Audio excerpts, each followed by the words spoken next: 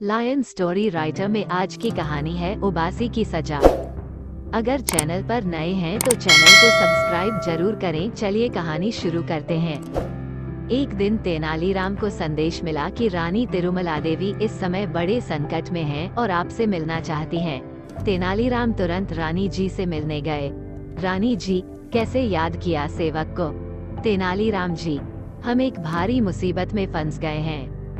मेरे होते आप किसी प्रकार की चिंता न करें और मुझे बताएं कि क्या बात है। दिलासा पाकर रानी की आंखें भर आईं।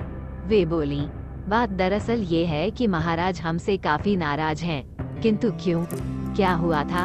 एक दिन वह हमें अपना एक नाटक पढ़कर सुना रहे थे कि हमें उबासी आ गई। बस इसी बात पर महाराज नाराज होकर चले गए।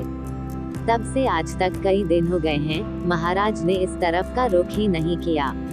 हालांकि इसमें मेरा कोई दोष नहीं था, फिर भी मैंने महाराज से माफी मांगी, पर महाराज पर कोई असर नहीं हुआ।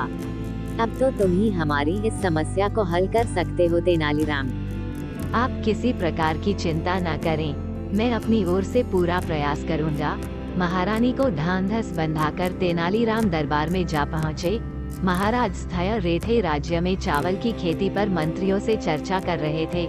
चावल की उपज बढ़ाना बहुत आवश्यक है। महाराज कह रहे थे, हमने बहुत प्रयत्न किए, हमारे प्रयत्नों से स्थिति में सुधार तो हुआ है, लेकिन समस्या पूरी तरह सुलझी नहीं है। महाराज, तभी तेनालीराम ने चावल के बीजों में से एक एक बीज उठाकर कहा, यदि इस किस्म का बीज बोया जाए तो इस साल उपज दुगनी तिगुनी हो सकती है। अच्छा, क्या इस किस्म का बीज इसी खाद में हो जाएगा?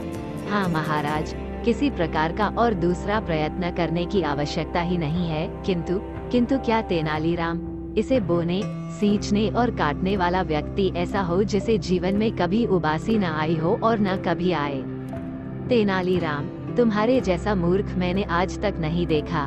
महाराज चिढ़ से गए। क्या संसार में ऐसा कोई व्यक्ति है जिसे कभी उबासी न आई हो?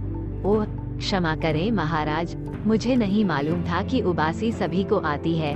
मैं ही क्या, महारानी जी भी यही समझती हैं कि उबासी द्राना बहुत बड़ा जुर्म है। मैं अभी जाकर महारानी जी को भी बताता हूँ। अब महाराज की समझ में पूरी बात आ गई। वे समझ गए कि हमें रास्ते पर लाने के लिए ही तेनालीराम ने ऐसा कहा है। वे बोले, मैं स्वयं जाकर महारानी को बता दूंगा। महाराज तुरंत महल में जाकर रानी जी से मिले और उनके सभी शिकवे समाप्त कर दिए। दोस्तों, कहानी कैसी लगी कमेंट सेक्शन में जरूर बताएं और चैनल को सब्सक्राइब जरूर करें।